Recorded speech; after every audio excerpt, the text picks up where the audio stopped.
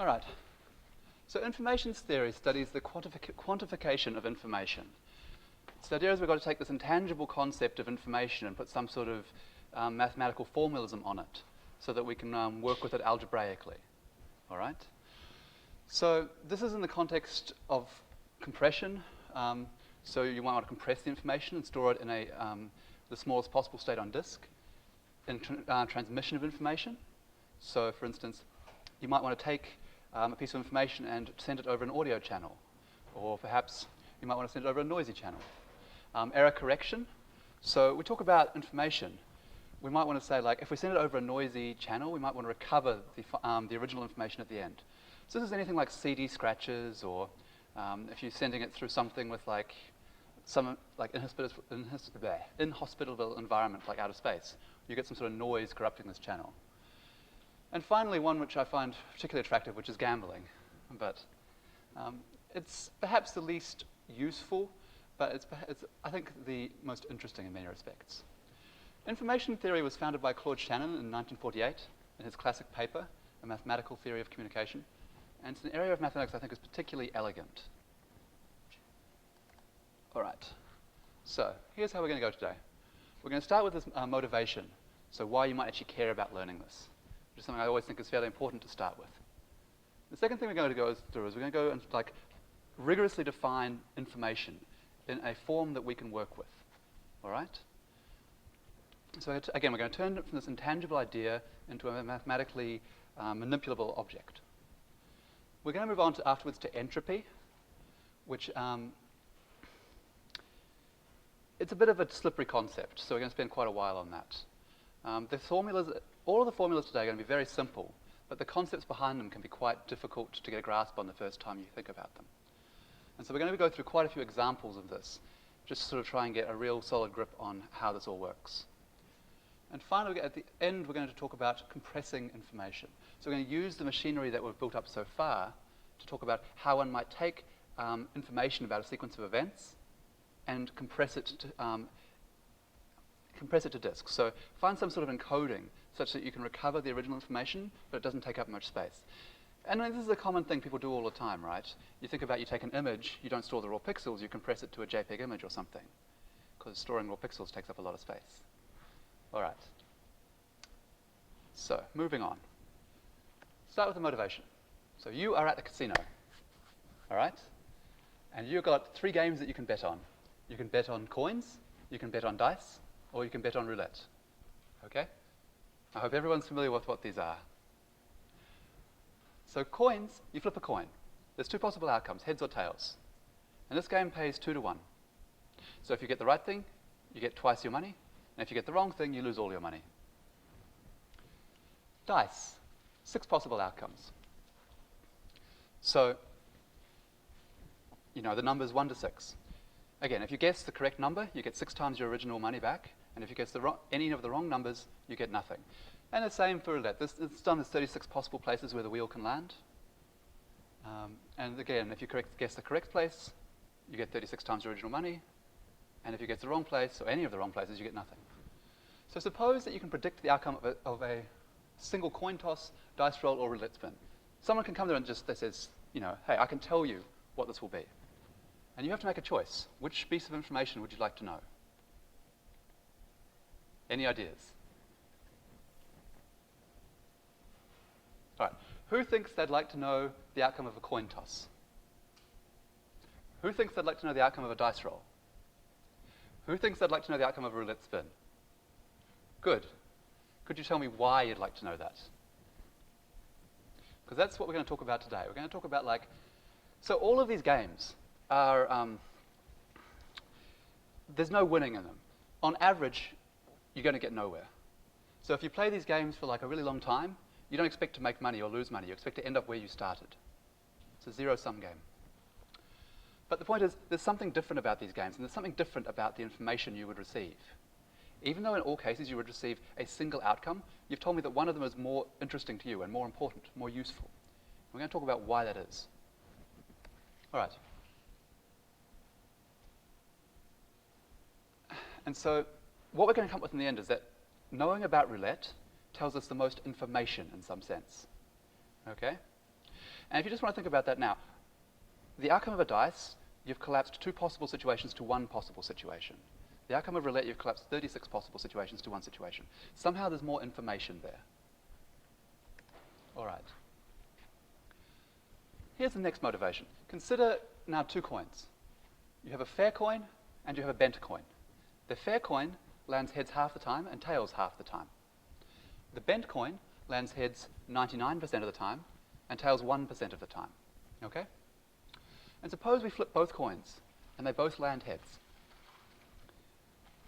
Which one are you more surprised by? Clearly you're going to be more surprised by the first outcome, because like that coin could go either way, whereas we know the bent coin is going to land heads most of the time. So you tell me it lands heads, you're kind of like, okay, it landed heads. So we can think about this as more surprised and more informed by the first outcome. So again, we want to come up with some sort of way to quantify this knowledge that, like, in one of these situations, one event is more surprising than the other or provides us with more information. And I guess another way to think about this would be, suppose you hear about an earthquake.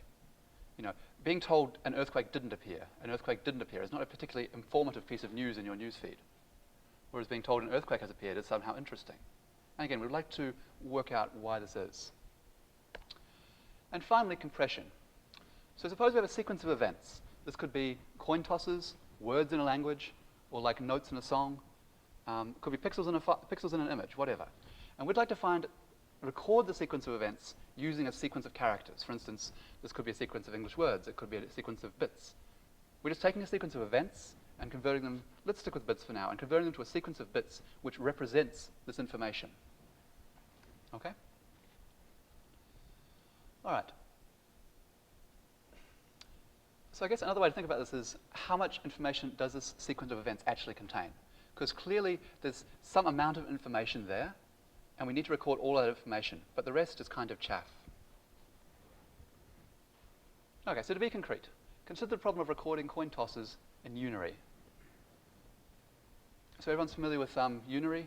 You just have 1 is a single 0, 2 is 2 zeros, 3 is 3 zeros. We just keep adding. The numbers are counted by adding a number of symbols. All right. So we're going to choose a language to record the sequence of coin tosses. The first language we could choose would be to represent heads as a single 0 and tails as 2 zeros. Okay, these are 2 words we've chosen. And this would give us the sequence of 9 zeros seen below. Clearly this is not a very sensible way to record the sequence of events. A more sensible way would be to record it as follows. Here we've assigned T to have the code word 0 and heads to have the code word 00. And here we only require 6 characters to record all of these events. Clearly the same information has been encoded in both of these recordings, but one of them is shorter than the other. Okay? All right, everyone happy so far? Good.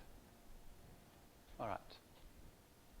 So again, the insight here is that, or the intuition, is that frequently occurring words or events should have short encodings. We see this in English with words, all of the particles that you see, the, and, etc. You wouldn't want to be using like a word like hippopotamus frequently in conversation, say every 4th word. That wouldn't work so well. Could make your essays a bit longer. All right. And so we want to maximize the information per character on average. So basically, if I see 7 characters, I want to cram as much information into those 7 characters as possible. All right. Let's bring this one up, actually.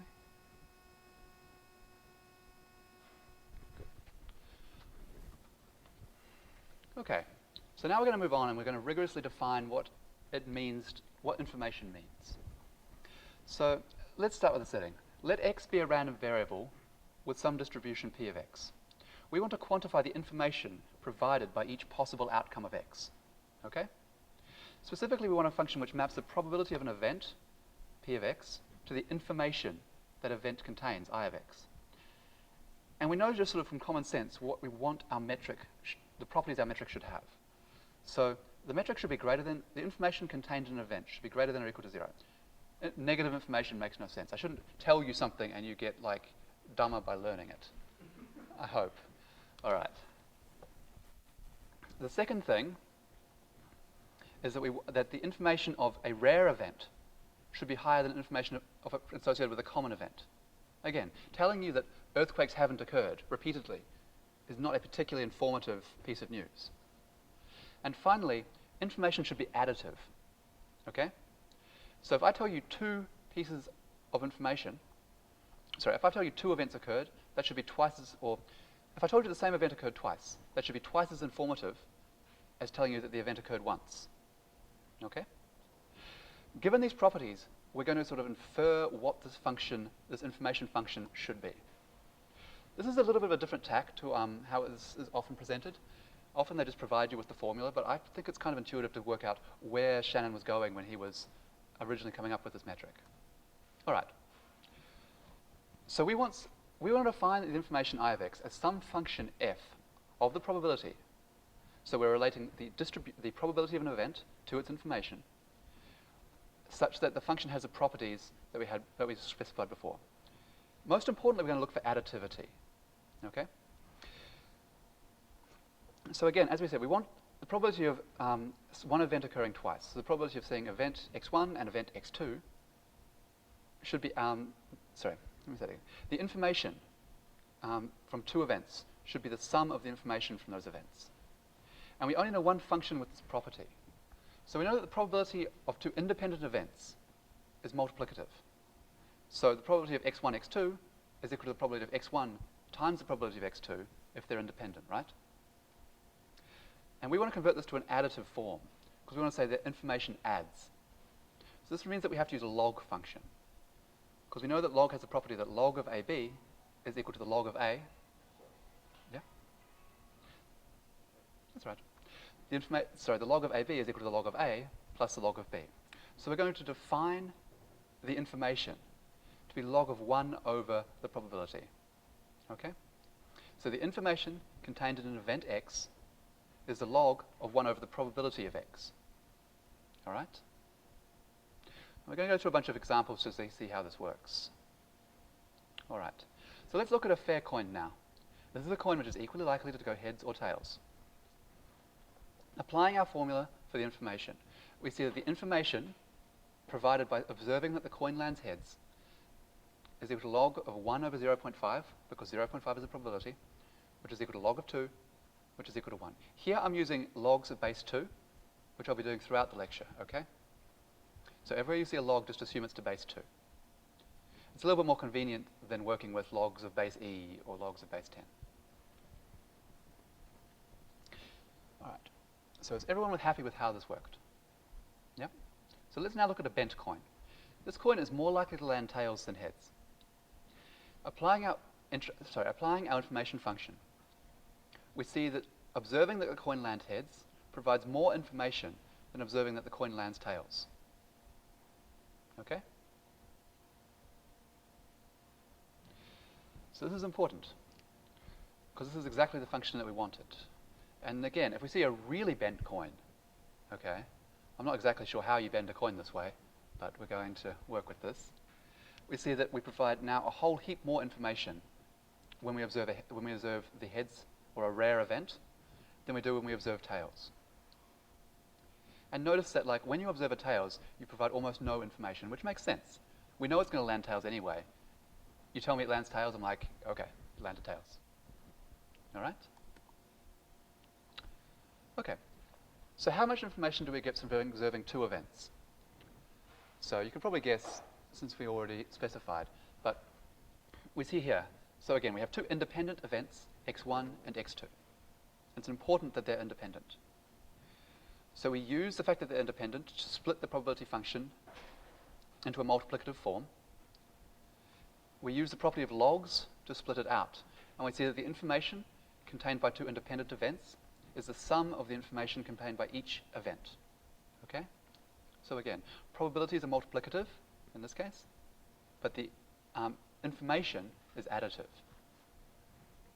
Okay. So we can extrapolate from this. Suppose I see now, instead of two independent events, I see k events. So in this case, k fair coin tosses. This is going to, since each coin toss has information of 1, we see that k coin tosses has information of k. And this makes sense. Similarly, we have a random word from a 1,000 word vocabulary. We have that the information of a given word. Again, so we assume here all words are equally likely to occur. So each word has like a 1 over 100,000 chance of occurring. So it's log of 100,000, which is 16.61 bits. So each word from this vocabulary is going to give us a lot more information than the coin tosses from earlier. Okay? Similarly, we can do the same things for documents and for videos, but it's basically the same idea. Be aware, though, that this is really a gross overestimate, because are words in English independent of each other? Probably not so much. So in actual fact, the information contained is going to be much less than this estimate we have here. But we'll get to this in a little bit, okay? All right. So again, this is just going to go through an example, because I think it's worthwhile. Again, these quantities, the math is very simple, but they're a little bit slippery. All right, so here we see a bent coin. Oh, did I put the wrong thing in here? No, okay. So we have the bent coin. And here we're using the formula that information sums. So we know the information for each of the two events. And so we know the information for the event heads followed by heads is the sum of the information of the event heads followed by the event heads, and continually. And we see that if we do the calculation now using the distribution, the joint distribution, we get the same result. Okay?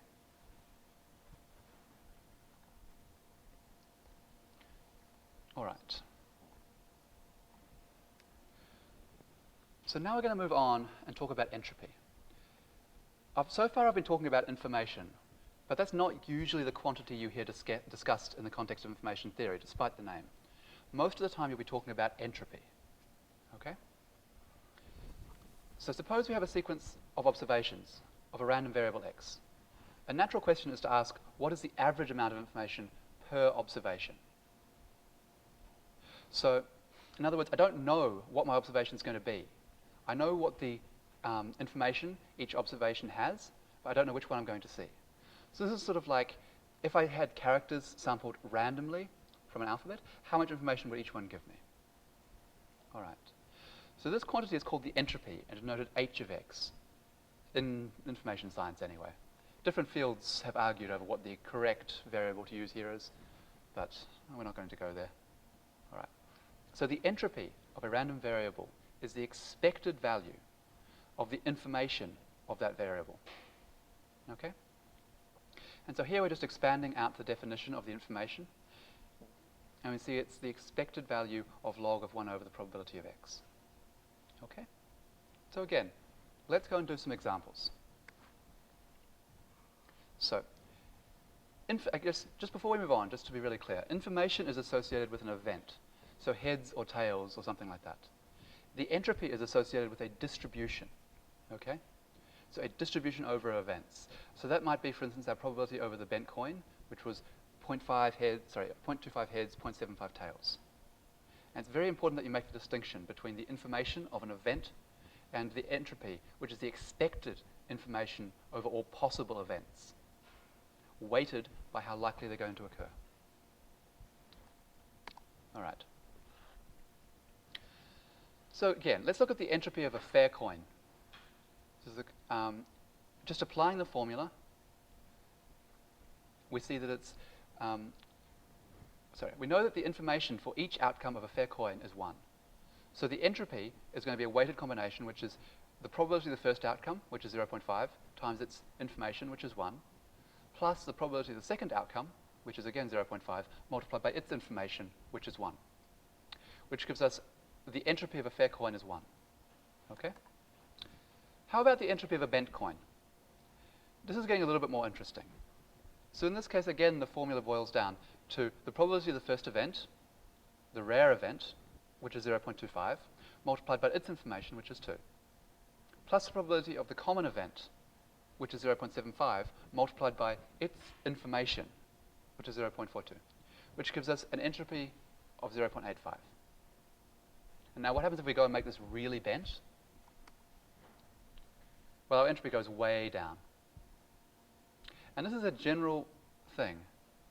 So if we look at all possible entropies for coins, here where the axis along the bottom is the bentness of the coin, and the vertical axis is the entropy of that coin. We see that the fair coin has the most entropy. This makes sense because it's the coin we're least able to predict. We get the most information every time we observe a fair coin outcome. A coin which is 100% certain to land heads every time, we will never get any information out of it. I can tell you the outcome of every single flip before you even make it, right? So there's no information there. All right. So again, there's a lot of ways of thinking about entropy. And these are sort of a few of the most common ones. It's the amount of information, per event, which is the explanation I favor. It's also the amount of surprise when observing an event. Rare events have more information, but they also surprise you more. It's also the uncertainty an observer has before seeing the event. And it's the average number of bits needed to communicate each event, which we'll touch on later. All right. So here we're just looking at the entropy of English. So again, we assume 100,000 words in the language, 5.5 characters each. And we're going to assume independence between successive characters, which is just about the silliest assumption you can make, because you're going to end up with English words which are random strings of characters in a random order. And just using that, we get an entropy of 4.75 bits per character. Assuming independence now between successive words, so looking at words in the language rather than just plain characters, the entropy drops significantly, down to 2.55 bits per character. And this makes sense because there's a lot of words in English. Once you know the first couple of letters, you sort of know what the next few letters are going to be. For instance, if you see a Q, it's pretty likely that there's going to be a U following it. And we're going to get into shortly how you talk about information in the context of conditionals. All right. However, the true entropy of English is much, much lower at 1.45 bits per character. And this is because, again, sequences like not just characters, but words themselves are not independent. Okay. So, there are three types of entropy that we're going to talk about today. Actually, I might just stop here with you. Does anyone have any questions on the stuff I've covered so far? Or everyone happy? Okay, we'll keep on going then. Just please make sure to stop me if there's any questions or if I'm moving too fast. Alternatively, if I'm moving too slowly and you're all falling asleep, let me know about that as well. All right. So again, there's three types of entropy we're going to consider. And these types of entropy are associated with the probability distributions you're probably familiar with. So we have the marginal entropy, the joint entropy, and the conditional entropy. And these are associated with the marginal distribution, the joint distribution, and the conditional distribution. Okay? So we're now going to define these quantities and study how they're related. Okay. So a single random variable x has a marginal distribution x, p of x, sorry. This is what we've been dealing with so far. So the marginal entropy is the entropy that I've already introduced. Right?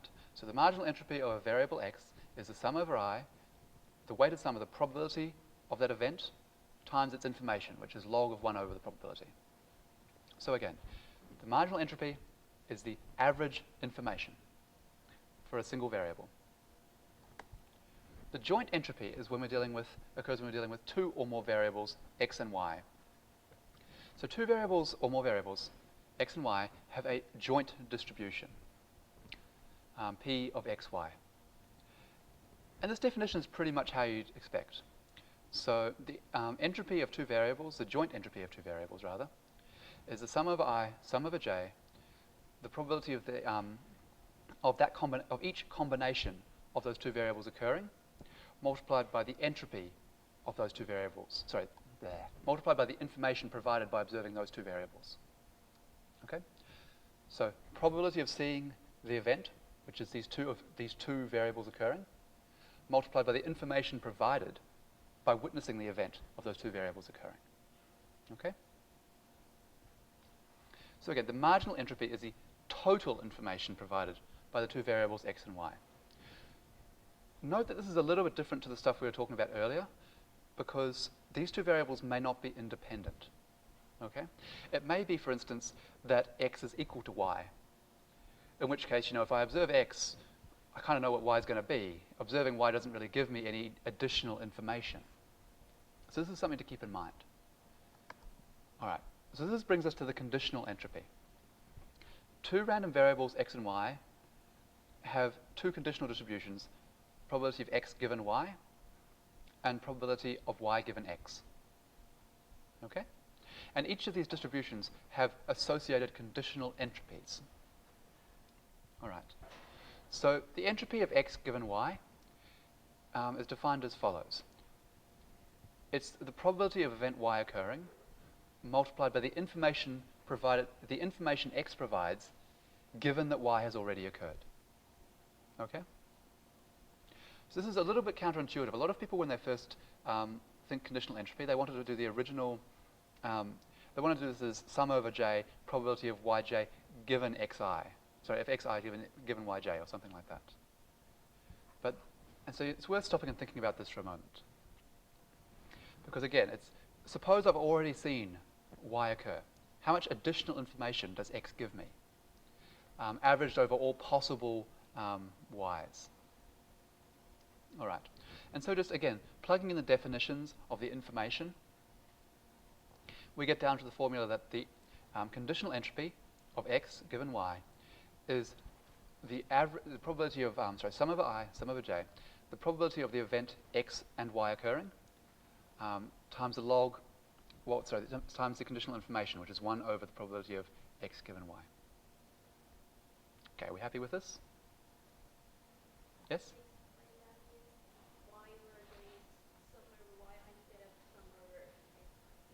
Okay, sure. Okay, so we want the entropy where, we want to know how much information does x give us if we already know y. Yep? So if we had just the entropy of x, that's how much information does x give us. We're looking at the entropy of x given y. So we've already observed y. How much additional information does x give us? And so when we define that formula, we have to sum over all possible we're looking at the, okay, so the conditional information would be, given a particular event has occurred, how much additional information does x give me? So given a particular yi has occurred, how much information does x give me? That would be the conditional entropy, conditional information. We're looking at the conditional entropy, which is the average amount of additional information. Okay? So if y, we have to look at every possible y which could occur. Okay? So the y's are the, y's are prior knowledge. We have to look at all possible prior knowledge we could have. And we say, given that, what is the probability of that prior knowledge occurring? And if that prior knowledge occurs, what is the additional information that I now gain from x? Does that make sense? So by given y, you actually mean that y is not definite. It still has some kind of probability distribution. So in this, once we sum over it, it's definite. It has no distribution. So here, I start out by saying, given a particular y, I give you one y. So take the example where you have hot days, cold days, rainy days, and sunny days. Given I've told you it is rainy, how much more information do you gain by now learning that it's hot? It might be that every rainy day is cold, and so you gain no additional information by learning that it's cold, or something like that. So here we're looking at every possible such situation. Suppose that it's rainy, how much information do I get from each of the hot and cold? Now suppose it's sunny, how much information do I get from it being hot and cold? And I have to weight that by how likely each of these things are to occur. Does that make sense? Okay. Any other questions? All right. So that's the conditional entropy. And again, this one trips a lot of people up. All right, so just a summary of the three types of entropy. That should be the marginal entropy. The marginal entropy also, when you see entropy, it's usually the marginal entropy. So it's the average information gained by observing a single variable. the joint entropy is the average total information gained by observing two or more variables. And the conditional entropy is the average additional information gained by observing a new variable in addition to what we already know. Okay? So everyone happy with these three? Good. We'll keep right along then. I'm going to run out of material at this rate. All right, so now we're going to sort of examine what are the relationships between these entropic quantities. Okay? So I hope you're all familiar with Venn diagrams by this point. Yes? Good. Okay. So the space contained within these two blue circles is the total information that could be communicated to us by the two variables x and y. Okay? The space within the circle on the left is the information which could be communicated to us by variable x. The space within the circle on the right is the information which could be communicated to us by variable y. And the intersection of the two circles is the information which could be communicated to us by either variable. Okay? And so we see here that we can see there's going to be a lot of relationships between these. So for instance, the entropy of x and y, the joint entropy of x and y could be calculated in any number of ways. It could be calculated as the entropy of x plus the entropy of y minus this thing in the middle, which I'll get to shortly, which is called the mutual information. You could also think about the entropy of x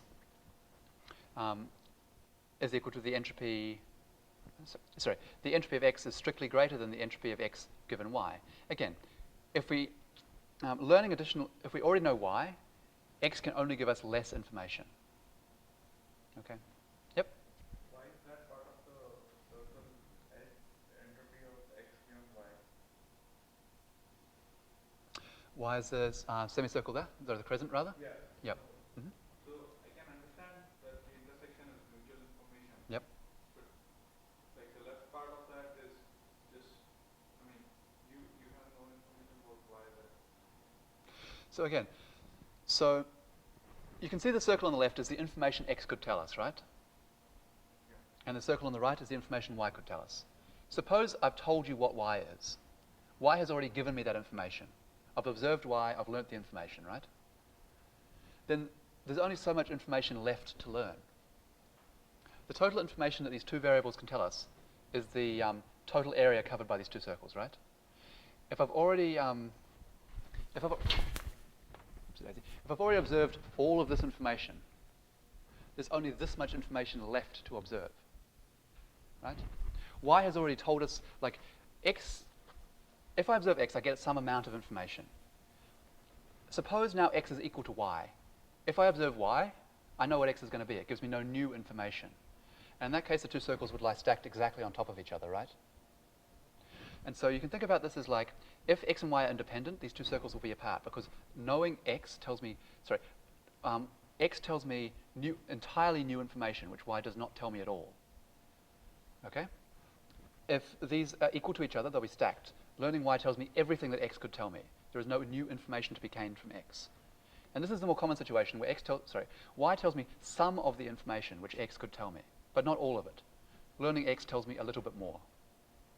Does that make sense? We're actually going to go through and do this algebraically shortly. So, but I just wanted to get the intuition out there before we start trying to do the proofs. Okay? All right, any other questions? Okay. So we're now going to do exactly what you wanted, basically. So we're going to prove one relationship. The first relationship we're going to prove here is that the joint entropy is equal to the information which x can tell us plus the conditional entropy of y given x. In other words, the information x tells us plus the additional information that y tells us. And this makes sense, right? Again, if I know this circle, the additional information is going to be just over here. Okay? And we're going to prove this. All right. So we start here on line 1 with the definition of the joint entropy. Yep. So the entropy of x, joint entropy of x and y, is just defined as the sum of the probability of x and y times the information, so the log of 1 over the probability of x and y. In the second line, I use the rule of conditional probabilities, that the joint probability of x and y is equal to the conditional probability of y given x multiplied by the probability of x. I hope everyone's familiar with this. Good? Okay. In the next line, I've used the properties of logs. So I've split the 1 over probability of y given x times 1 over the probability of x into the sum. So log of a b is equal to log of a plus log of b again. So I've just split this up. And finally, in the fourth line, I've just collapsed the sums in. So if we see the first term there, over here, we know that this term here does not depend on j at all, on y at all. So I can simply, this is a constant which I can take out. And we know that the joint summed over some variable is simply the marginal. Okay? So this gives us this term here, which we can easily recognize as the definition of the entropy of x. Okay? The second term over here, we don't even need to do anything to. So, did I make that mistake in there? Let's see. Right. And so again, we can recognize it from the slide as the definition of the conditional entropy.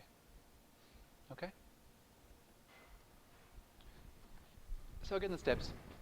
We just use the definition of probabilities, then the definition of logs, or sorry, a property of logs, and then we just recognized the definition of the entropy and the definition of the conditional entropy. Okay? And you can see that there's a lot more identities like this we could prove using similar techniques.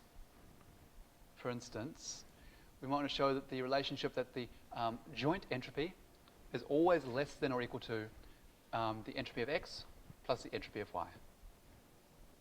Now stop and think a moment about why this makes sense.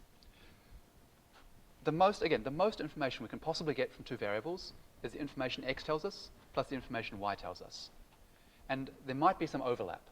And if there's any overlap, then together they tell us a little bit less, right? All right. And so I could go through and prove this, but it's more interesting to leave it as homework. So hopefully I'll get that question in there. We'll see. I can't promise anything, but all right. So again, if we look back at these entropy relationships, I hope they make a little bit more sense now. And so there's these relationships between how much information there's these like very tight relationships between how much information random variables tell us and their level of independence, how correlated they are. Okay? And information in that sense can be sort of thought of as telling us how much information does one variable tell us about another variable. Okay? Okay. And finally, just mutual information. So the mutual information is the name given to that quantity in the middle of the Venn diagram. Okay? It's the information shared by these two variables, the information that either variable could tell us. Okay? It's defined to be the mutual information is defined as the entropy of x minus the entropy, conditional entropy of x given y. Okay? Which makes sense again if you look at this. It's this whole blue circle minus this thing on the left. I could alternatively define it as this whole circle over here minus the bit on the right. They're both equivalent definitions. Okay? All right. And it's a measure of how much x tells us about y and vice versa. And again, if we had x is equal to y, then x tells us everything about y, and the mutual information would be just it would be the entropy of x. All right. So we're going to do another example, because I think examples are useful. All right. So here we're going to have, again, the situation where we're going to look at like what do various attributes of the weather tell us? How much information do they provide us? So we have the marginal distribution here of two random variables, x and y. X is the quantity, is it sunny or is it raining? And y is the quantity, is it hot or is it cold? Okay? And so like, I'd like to know, we have the joint distribution down the bottom, which is what's the probability of it being sunny and hot, what's the probability of it being sunny and cold, rainy and hot, rainy and cold. And we have the two conditional distributions. What's the probability of it being sunny given it's hot? What's the probability of being sunny given it's cold? What's the probability of being rainy given it's hot? And what's the probability of being rainy given it's cold? Okay? And I've gone ahead and worked out all of these numbers for you and generated these tables for you. And we're just going to take these numbers and sort of plug them into the formula we've got here and see how they come out. All right. So let's start again with first with the marginal entropy. So the entropy of the random variable x, which tells me whether it's sunny, right, whether it's sunny or whether it's rainy, is going to be 0.97. Okay? And now we're going to look at the joint entropy. So this is, again, something we'd already done the marginal entropy, but this is a new calculation. So again, we're simply going to plug in the numbers. The joint probability, we just take from the table. So again, here we plug in, for it being sunny and hot, we go to the table and say, what's the joint probability of it being sunny and hot, which is 0.48. We plug that in. We also plug it in to get the information of that event. So the probability of the event multiplied by the information of the event gives us, and then weighted sum over all such possible events gives us the joint entropy. Okay? So everyone happy with that calculation?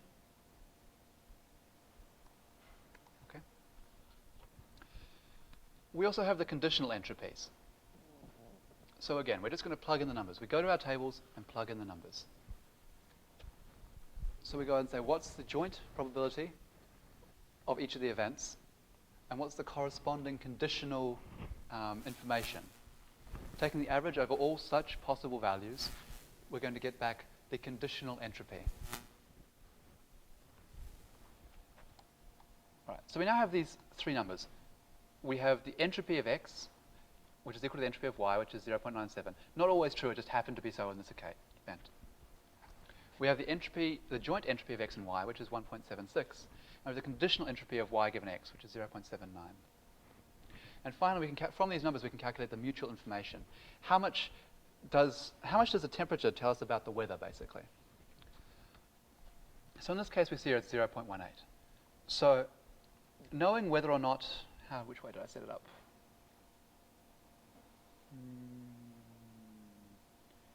Right. Knowing whether it's sunny or rainy tells me something about whether it's going to be hot or cold. But it doesn't tell me everything about it, which makes sense given the way the setup was, right? If we look back at it, we see that given it was sunny, there's a reasonable, it's much more likely to be hot, and given it's rainy, it's much more likely to be cold.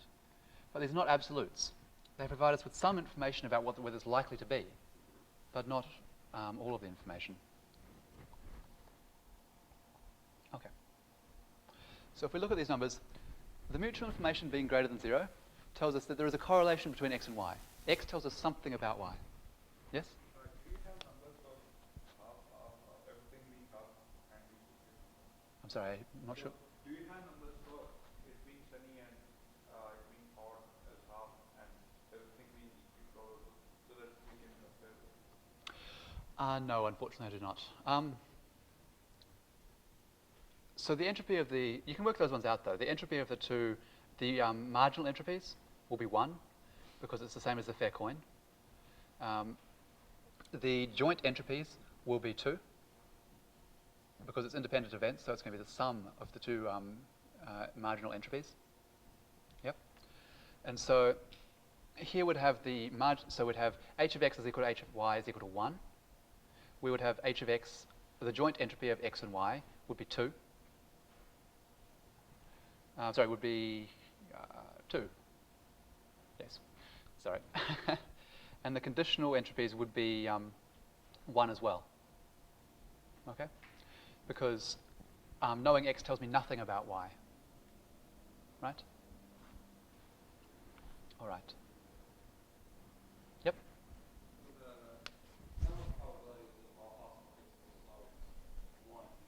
Yep.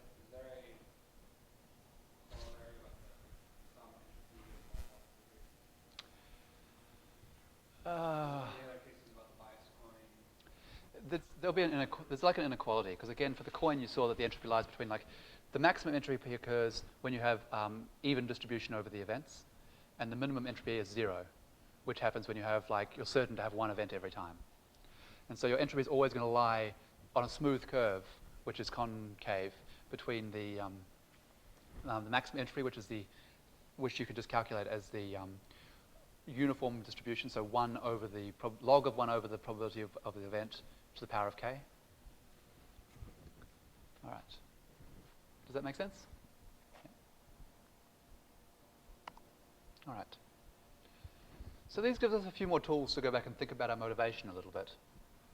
So in the gambling situation, when we had coins versus dice versus roulette, we can now talk about how much information each of these predictions would tell us.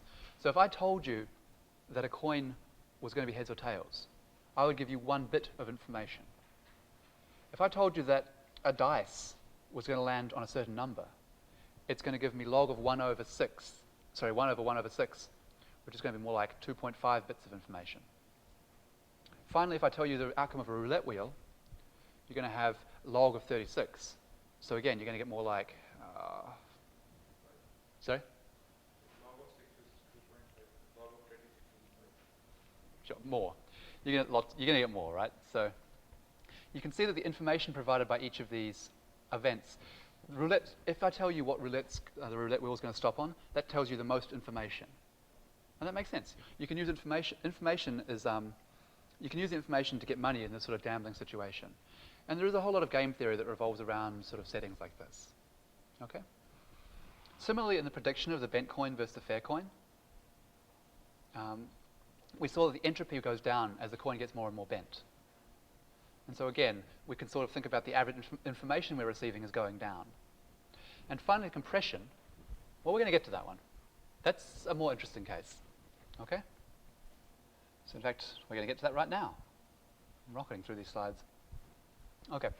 So we're now going to talk about the final case, which is the more interesting one, which is how do we compress information. And I think this is one of the most natural applications of entropy and of information theory. This is actually originally what Shannon was thinking of when he came up with this. So he was working at, I think it was Bell Laboratories, I think, when he came up with this. And they were looking at how do we send information over like telephone lines and stuff. All right. So compression maps events to code words. I have some event. I record it as some string of characters, which is my code word. When I read that string of characters in the future, I know what event occurred. Okay? So we already saw an example of this when we mapped the coin tosses to unary numbers. Every time I saw 1 0, I knew that a tail occurred. Every time I saw 2 zeros, I knew that a head occurred. Okay? And there's lots of possible mappings, right? Most of them are bad. We want a mapping which generates short encodings. Yep. And one good way to do this is prefix codes. All right. So a prefix code is an encoding where no code word is a prefix of any other code word. This is important because it means that you can uniquely identify the code words in a string without having to put in an extra delimiter, if that makes sense. So you can just read through a string. Oh, gosh darn it, I was supposed to hide that result. Never mind. All right. So you can read through a string of characters, and you can just work out where's each of the separators. So seeing here, we're going to take the set of events A, B, C, and D, and I'm going to map them to these code words 0, 1, 0, 1, 1, 0, and 1, 1, 1. And you can see that none of these code words are a prefix of any of the other code words. Okay? So ignoring this, because I was supposed to hide that, but apparently I didn't. If we start over here, even though the string looks like it's very difficult, like you wouldn't think you could go through and strip out where each of the words are. It's possible. So we start here. We see 1, 0, and we have to stop because we've reached a code word. So the way this works is we're going to read from left to right, and every time we complete a code word, we stop, we decode that symbol, and we start again. Okay? So we start here. We see 1, that is not a code word, so we keep going. We see 0. Now we've seen a complete code word for B, so we stop, we record B, and we start again. I see 1, I see 0. I've reached a code word, so I stop, and I record B. Starting here. I see a 0. Again, that's a code word for A, so we stop and we record A. I see a 0. You guys get the idea on how this works? Okay. And I think this is really cool, that you can just like parse a string of 1s and 0s deterministically and get the correct answer out, despite not having any separated characters like, I mean, I was always used to working with like comma-separated values or something, which is really bad because you're reserving an entire character in your alphabet just to be a delimiter, which is really expensive. Okay? All right. I think these are cool. I think these are really cool. All right. So these are prefix codes. Everyone happy with what a prefix code is? How to decode one? How they work? Okay. So now we're going to look at how would you generate a prefix code for an arbitrary set of events. And furthermore, how should you do it such that you get a good code? In particular, we want common events to have short code words, right? We already established that. Again, we don't want like common words to be very long. Or we don't want common events to have long code words, if that makes sense. Because that will, yes? Sorry? This particular one is a Huffman code. There are prefix codes which are not Huffman codes. But Huffman codes are the most commonly seen form of prefix code. Okay?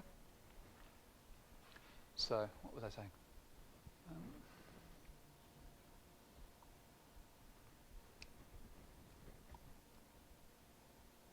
Right. Okay. So we want the commonly occurring events to have short code words. So when we write them down, we're going to be writing them down lots and lots of times, so we don't have to write very much. Okay. So here's the thing, and this is a really crucial result. Every probability distribution can be thought of as encoding, as specifying an encoding via the information. In other words, if you give me a distribution, I can sort of just read off what the code words should be. It doesn't quite work that way.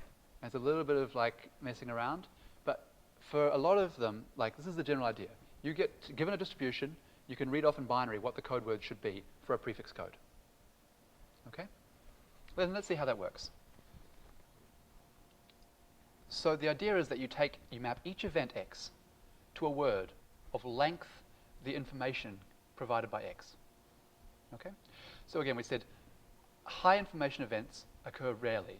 In other words, events which occur rarely will have long words. Low information events occur frequently. So words which occur frequently will have short encodings. So it has the property we want. Can everyone see why that is? Yep, okay. So let's take a concrete example here. We have a fair coin. Here there are no long or short events. We simply have two events of equal probability.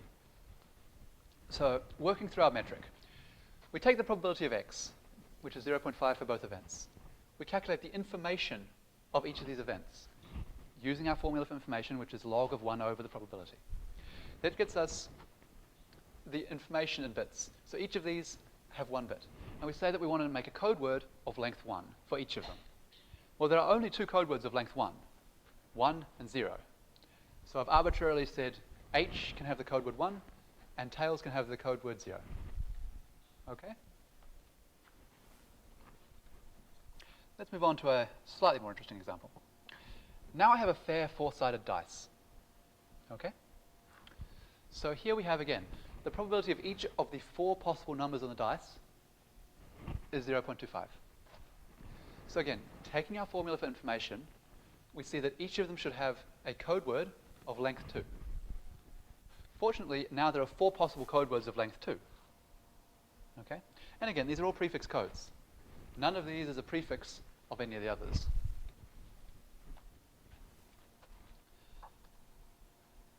And now we're getting really interesting. So now we have a bent four-sided dice. I couldn't think of a good word rather than bent, but it works. So here we have, it's half the time the dice will land 1. A quarter of the time, the dice will land 2. And 1/8 of the time, the dice would land 3 or 4. Okay? And so we see that the information provided by each of these events is now different. Some events provide more information than others. And according to our algorithm, each of these events should have code words of different lengths. So the event 1 should have a code word of length 1. The event 2 should have a code word of length 2. And the events 3 and 4 should have code words of length 3. Okay? Fortunately, this works out completely. We have exactly one code word of length 0. So we have two code words of length 1. We choose one of them, and we assign it to be our code word for 1. We have two remaining code words of length 2. We choose one of them, and we use that as our code word of length 2. And then we split the other one as two code words of length 3. And so the way you can think about sort of building these up is, you start with two code words of length 1. I'm using one of them to deal with half of my probability mass. The other half goes on the other one. Okay? But this other, so I take 0 and I say, this is the code word for half my probability mass. Now 1 is the code word, or some extension of 1, is the code word for my other half of my probability mass. It just happens that I split this down because that other probability mass is split between several events. Okay? If you want to look up the exact algorithm for this process I used to get this is called Huffman coding, as was pointed out. And it's a very interesting algorithm. But for now, you can see that I've found here an encoding which is exactly the property I want, which is that the length of the code word is related to the information given by the event, with events which are more likely having much shorter code words. Okay? Yes?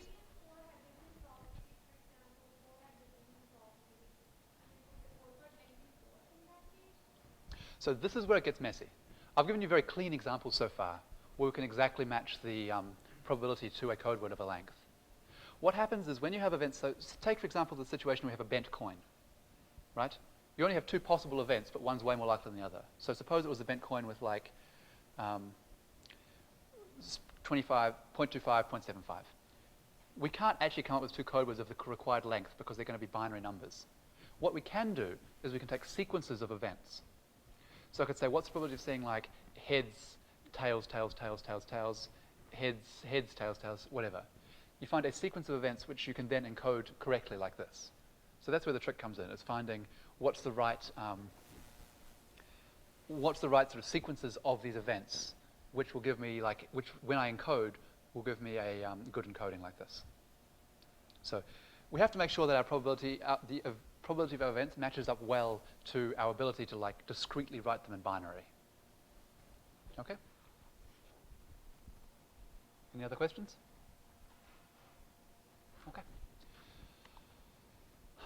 So the prefix codes built from the distribution in this way are optimal in some sense.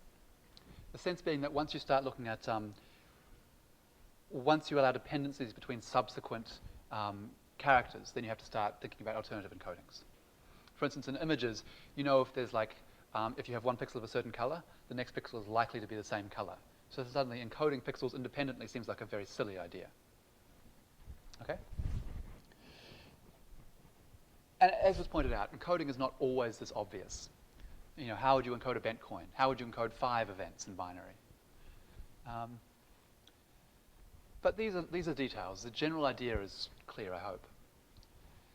And it does raise an interesting question, which is, if we use a different suboptimal encoding, how many extra characters do I need? Like, how much, if I use a bad encoding, how much wasted space am I generating? Okay? And this leads us to one of the, I think, most misunderstood quantities in information theory, which is the KL divergence. And a lot of people use this, but it took me anyway quite a long time to understand why this actually makes sense and why it was defined the way it is. So the KL divergence tells us the expected number of additional bits required to encode some distribution P using the wrong code Q, rather than P using the correct code P. So here I'm using the duality between, as I said before, every distribution gives me an encoding, right? I just showed you how to move from a distribution to an encoding. So when I specify a distribution, I'm also specifying an encoding. So what this is saying is, given P, I would normally take, given distribution P, I would normally take P and use that distribution to encode observations generated by P. Suppose instead I don't know quite what that distribution is. I have only some empirical noisy estimate of it. Call that Q. Instead, what I'm going to do is I'm going to use Q to define my encoding, right? I'm going to say, I think this is what the distribution looks like. Let's build an encoding around that. How much additional wasted space am I using? Okay? So the way this works is we're saying the KL divergence, the wasted space, is so. This is the average space required to encode an event from P. So it's the probability of the event occurring multiplied by the space, the size of the code word used to encode that event. Okay? The second one is, what's the probability of the event occurring multiplied by the size of the code word used to describe that event under the correct encoding. Okay? So how much space is required on average using the incorrect coding? How much space is required on average using the correct encoding? Yep. And so we know from our previous statement that every distribution gives us the encoding, and the size of the code word is equal to the information of that event. Yeah? So this is just a substitution here, where the length of the code word is equal to the information of the event under that distribution. And finally here, we're just plugging in the definition of information that we started out this lecture with. Okay? And this quantity here is known as the KL divergence.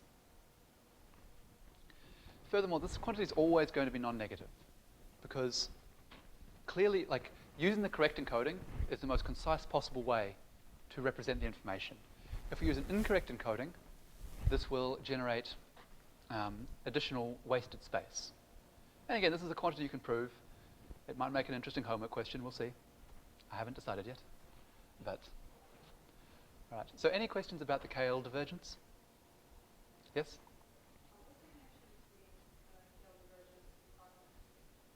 And cross entropy? This term here is known as the cross entropy. Here? So the cross entropy is the it's a little bit different to the other entropies, okay? But it's just, this term is defined to be the cross entropy. The expected number of, well, the expected space required to encode something under this distribution, okay? So this could be defined, the KL divergence can be defined as the cross entropy minus the entropy. But like the cross entropy is literally just defined to be this, so it's not particularly informative. Sorry? That's correct. So the KL divergence is not symmetric, and this is important. Okay. So the KL divergence is a measure of the dissimilarity of two distributions, okay? So, in other words, if the two distributions are similar, then the KL divergence will be small. Why is this? Common events in P will also be common events in Q. If not, then the two distributions are not similar, right? Maybe they're a little bit longer, a little bit shorter, but they're essentially the same in terms of how often they occur, right? And this means that something which has a short code word in P will also have a short code word under Q. And this means that, you know, common events are not going to have these ridiculously long code words. Conversely, if P and Q are dissimilar, then the KL divergence will be large. And why is this? This is because common events in P may be uncommon events in Q. And so if we build a code based on Q, this may assign them really long code words. And so we may get in the situation we exactly and explicitly wanted to avoid, which is, big pardon, where we take a common event and repeatedly record it using a very long code word. Okay? So is everyone pretty happy with the KL divergence? I'm impressed. I was not happy with the KL divergence the first time I heard about it. All right. Okay. And that's actually the end of the material I've prepared today. So just as a quick summary here, again, we started out by saying we want to understand information. We wanted to quantify mathematically and algebraically exactly what it means to, to talk about the information of an event. Okay? We did this using, by building a formula using logs and defining the entropy, which is the expected amount of information generated by a distribution. Again, I want to be clear here. we have the information associated with an event, and the entropy, which is the expected information generated by a distribution. Okay? We define the different types of entropy: marginal entropy, joint entropy, and conditional entropy, based on the three distributions: the marginal distribution, the joint distribution, and the conditional distribution. And we talked about the mutual information, which is the information shared by two variables, the information either variable could tell you. Finally, we talked about compressing information and how we'd go about it. We talked about code words and how we map events to code words using prefix codes. Okay? Again, with the idea that every distribution corresponds to a set of code words or an embedding. Okay? So every time you see a distribution, you can think about this distribution specifies a set of code words which can be used to record the events generated by the distribution. And finally, we talked about the KL divergence, which is a measure of how good our encoding is. And if we use the wrong encoding, how much extra space do we need to use? Okay? Any questions? Good? Yep.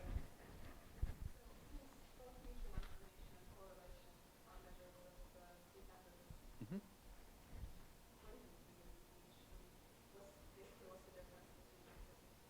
Correlation is simply a linear relationship, remember. You can have uncorrelated variables, which are still, I'm trying to remember.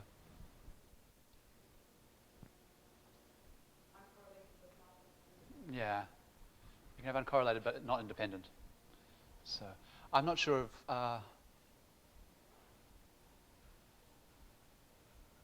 I don't know exactly when you'd use either. Usually you see them both often used together, actually. You talk about the entropy and you talk about the correlation. Right. Right. Anything else? All right. I guess we're finishing early today. Oh, good. Thank you.